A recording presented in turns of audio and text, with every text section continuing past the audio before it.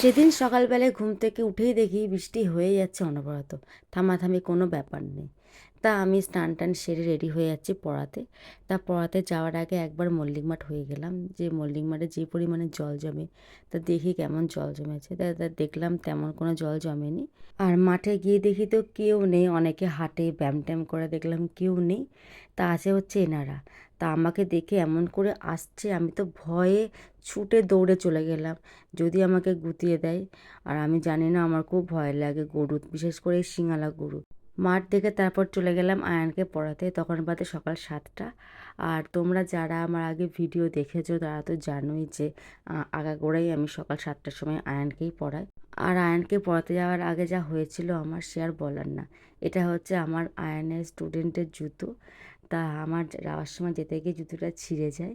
তা শেষমেশ আয়নের জুতো পরে সেদিন আমি সারাদিনটা কাটিয়েছিলাম।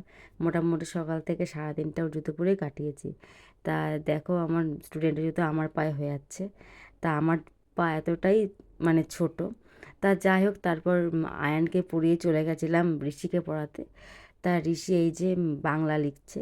তা ঋষিকে পড়ানোর পর তারপর চলে গেছিলাম অঙ্কনকে পড়াতে।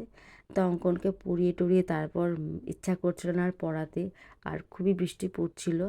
তারপর চলে গেছিলাম চা খেতে। তা যখন অঙ্কনকে পড়িয়ে বেরোচ্ছি তখন অঙ্কন বলছে, মানে এই পেয়ারাটা তুমি খেয়েও। তা না, ভালোবেসে এমন দিচ্ছে মন থেকে, তাহলে নিয়েই নি। তা যাই হোক, তারপর চলে এলাম চা খেতে। আর পড়াতে ইচ্ছা করছিল না, যে পরিমাণে বৃষ্টি পড়ছিল মনে হচ্ছে বৃষ্টিই দেখে যায়। তা চাটা খেয়ে তারপর পড়াতে যেতেই হবে, কিছু করার নেই। তারপর প্রচণ্ডই খিদে পেয়ে গেছিলো বলে ডিম টোস্ট অর্ডার করেছিলাম।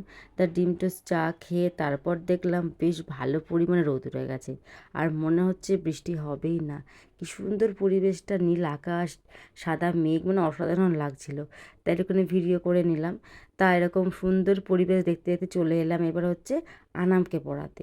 তা এই হচ্ছে আমার সেই ছোট্ট স্টুডেন্ট, এখন কত বড় হয়ে গেছে, যখন লেখা শিখে গেছে। তা যাই হোক, তারপর চলে গেছিলাম অদিতিকে পড়াতে। তা এই হচ্ছে আমার এক মানে নতুন স্টুডেন্ট, তোমরা কেউ এখনও দেখোনি। এর নাম হচ্ছে অদিতি। তা এ পড়ছে মোটামুটি 7-8 মাস হয়ে গেল, 7 মাসই হবে। তা এখন মোটামুটি ভালোই, খুব সুন্দর লেখে। তা একে পড়িয়ে তারপর আর তেমন পড়ানো ছিলই না, তখন দুপুর মোটামুটি বেজে গেছে 1টা। তা ওই দেখো এত পাকা দেখছে, আমি ভিডিও করছি ও দেখছে, আর মানে টুকি টুকি খেলছে। তারপর যাই হোক, একে পড়িয়ে তারপর চলে গেছিলাম হচ্ছে বিকেলবেলায় রিয়াকে পড়াতে।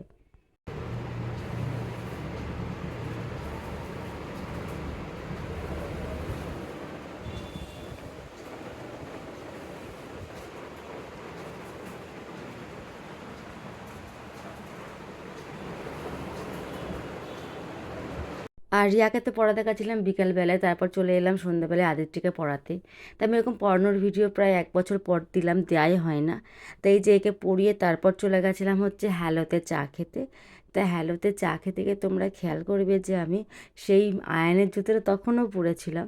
তা চলে এসছি এই যে আদিত্যকে পড়িয়ে এখন আমি হ্যালোতে চা খেতে।